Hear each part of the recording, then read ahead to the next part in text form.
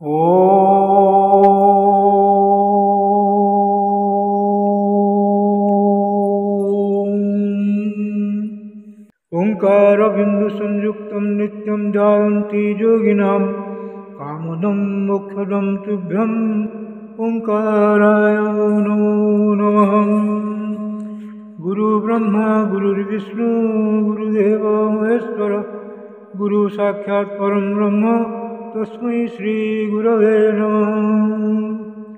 अज्ञानतिमिरान्धस्य ज्ञानाञ्जनशलाकया चक्षुरुन्मीलितं येन तस्मै श्रीगुरवे नमः।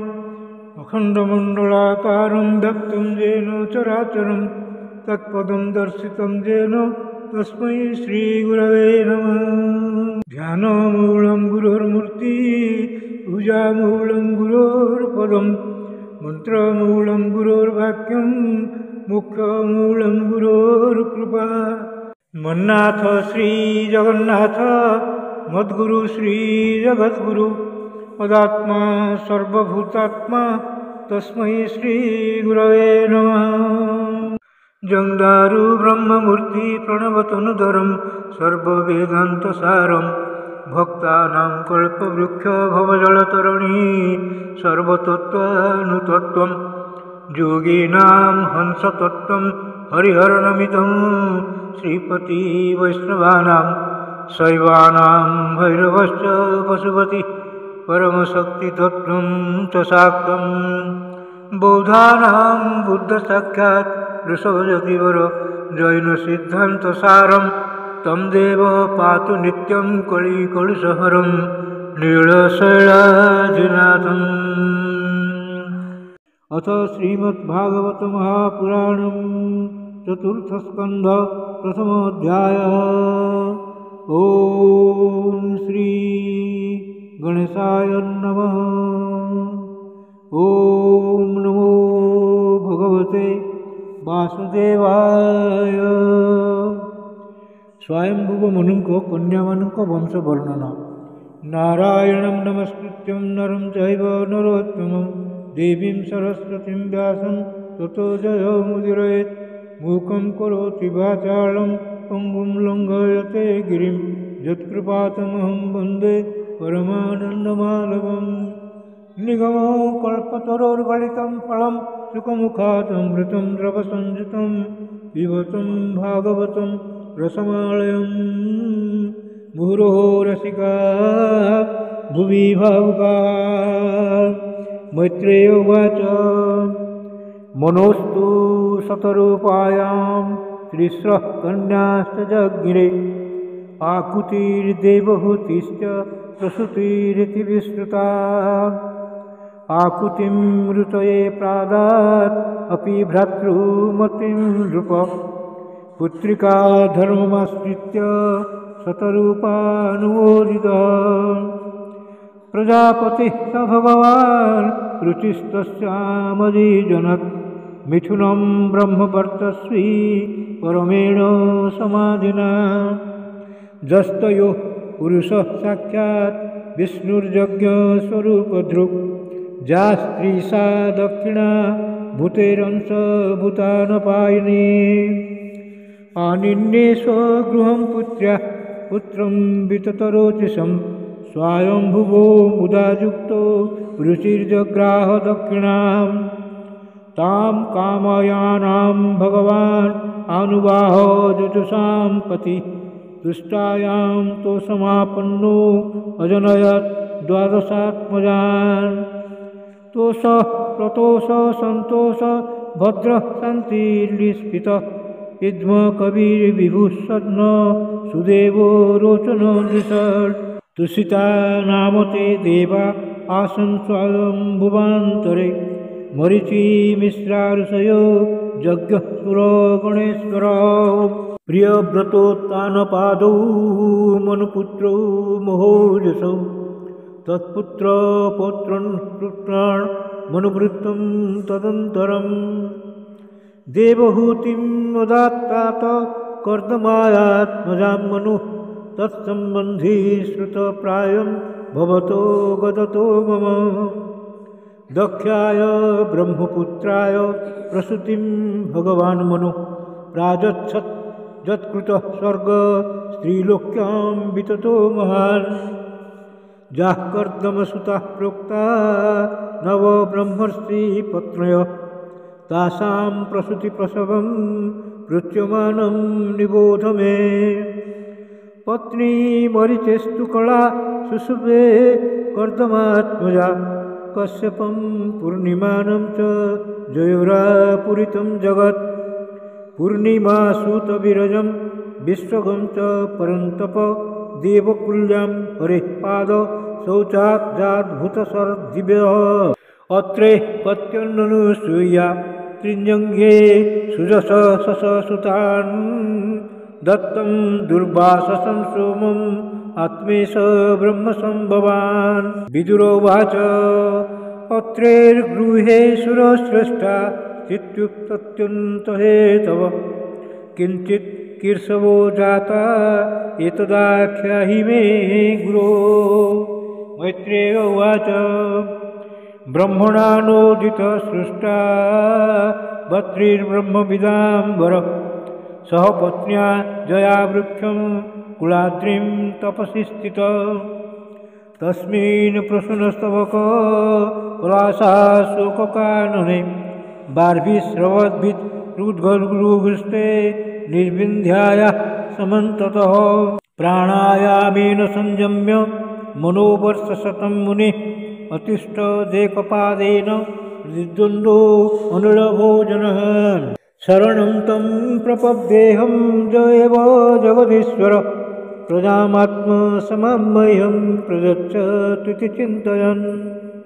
तप्यमानं त्रिभुवनं प्राणायाममैधसाग्निना निर्गतेन मुनिर्मुग्नः समीक्ष्य प्रभवस्त्रयः अप्सरो मुनिगन्धर्व सिद्ध विद्याधरोरगैः विताय मानसस तस्ताश्रमपदं जजुः तत्प्रादुर्भावसंयोगं विद्योतीतमना मुनिः उत्तिष्ठन् एकपादेन ददर्श विबुधर्षवान् प्रणम्य दण्डवत् भूमाम् उपतस्थे रणाञ्जलिः वृषहंस सुपर्णस्तान् स्वैश्चिह्नैश्च चिह्नितान् रूपावलोकेन हसत् वदनो न प्रलम्बितान् तत्रोचिषा प्रतिहते निमील्य मुनिरक्षिणी चेतस्तत्प्रवणं जुञ्जान् स्थापित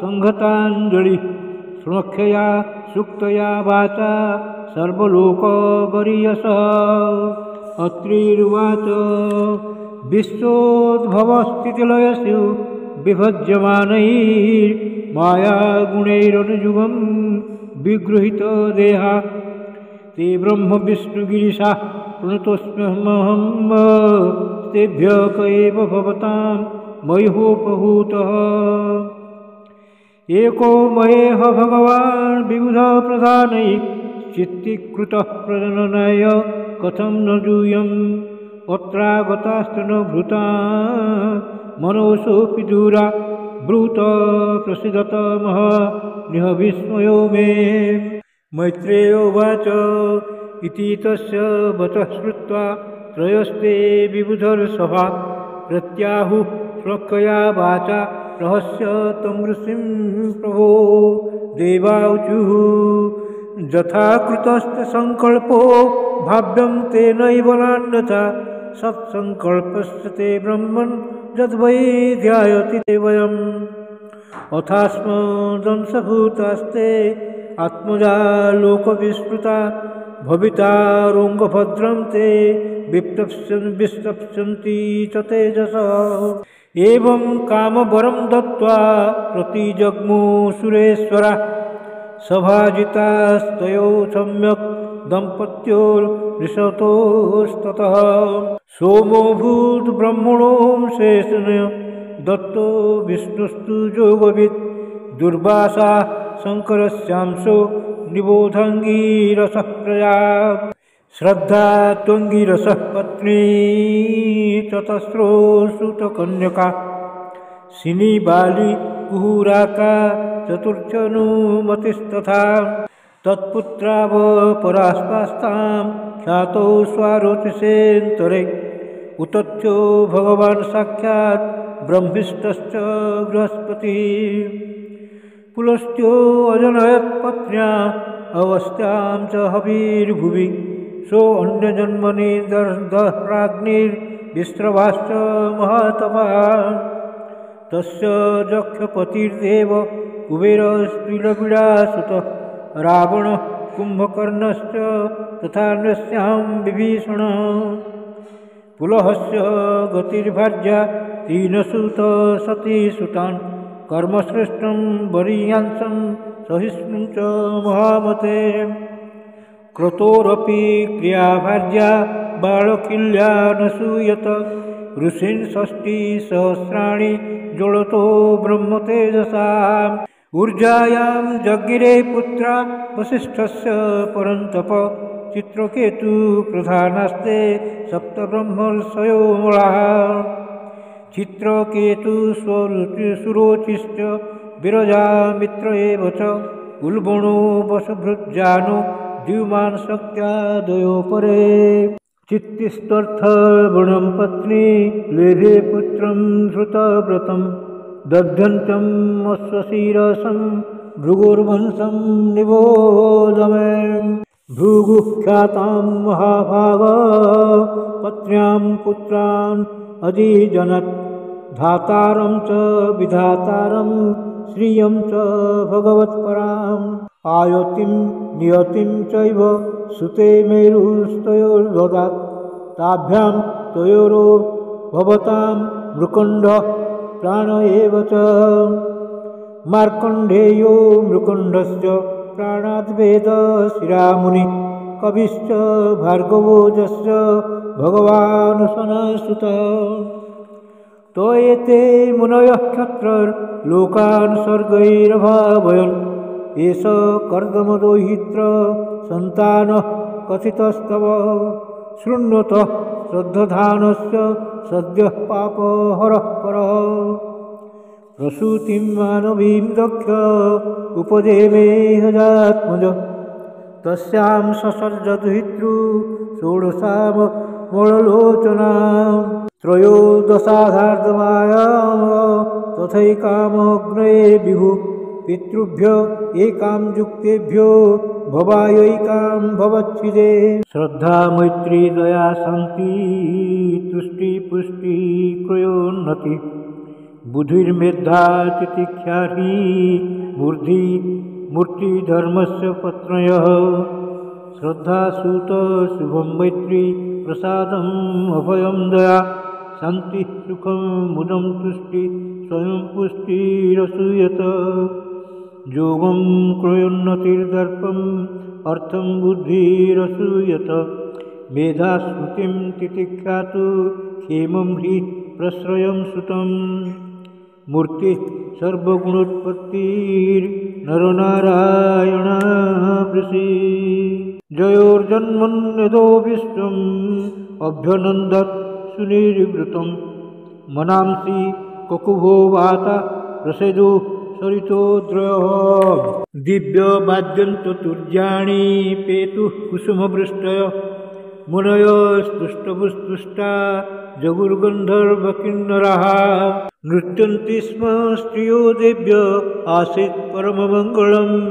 देवा ब्रह्मदः सर्वे उपतस्तुरभिष्टवैः देवाऊचुः जो मायया विरचितं निजयात्मनीदं खेरूपभेदमिव तत्प्रतिचक्षणाय एतेन धर्मसदने ऋषिमूर्तिनाद्य प्रादुश्चकारपुरुषाय नमः परस्मै सोऽयं स्थितिव्यतिकरोपशमाय सृष्टान् सत्त्वेन नः सुरगुणान् अनुभूय तत्त्वः दृश्यात् अभ्रकरुणेन विलोकनेन जश्रीनिकेतममलं किपतारविन्दम् एवं सुरगुणैस्तात भगवन्ताभिगस्तुतो लब्धावलोकैर्जजतुर्र्चितौ गन्धमादनं ताभीमो वै भगवतो हरेरंसाभ्यागतौ भारव्ययाय च भुव कृष्णौ जदुकुरुद्वौ स्वाहाभिमानिनाश्चाग्नेरात्मजां स्त्री अजीजनत् पावकं पवमानं च शुचिं च हुतभोजनम् तेभ्योऽग्नयः समभवन् चत्वारिंशश्च पञ्च च त एवैकोनोपञ्चाशत् साकं पितृपितामहै वैतानिके कर्मणि जन्नामभिब्रह्मवादिवि आग्नेयष्टयो यज्ञे निरूप्यन्ते अग्नयस्तु ते अग्निस्वात्पा बहिर्सदः सौम्याः पितराज्यपाः साग्नयो नग्नयस्तेषां पत्नी दाक्षायणी स्वधा तेभ्यो दधार कन्ये द्वे अवयूनां धरणीं स्वधा उभे ते ब्रह्मवादिन्यौ ज्ञानविज्ञानपारगे भवस्य पत्नी तु सती भवं देवं मनुव्रता आत्मनः सदृशं पुत्रं न लेभे गुणशीलता पितर्ज प्रतिरूपे स्वे भवाया नागसेरुषा अप्रौढैवात्मनोमात्मन् अजहात् योगसंयुता इति श्रीमद्भागवते महापुराणे पारमहंस्यां संहितायां चतुर्थस्कन्धे विदुरमैत्रेयसंवादे प्रथमोऽध्यायः भीमस्यापि रणे भङ्गो मुनेऽपि मतिभ्रमं यदि शुद्धम् अशुद्धं वा मम दोषो न विद्यते। श्रीकृष्णार्पणमस्तु श्रीकृष्णार्पणमस्तु श्रीकृष्णार्पणमस्तु।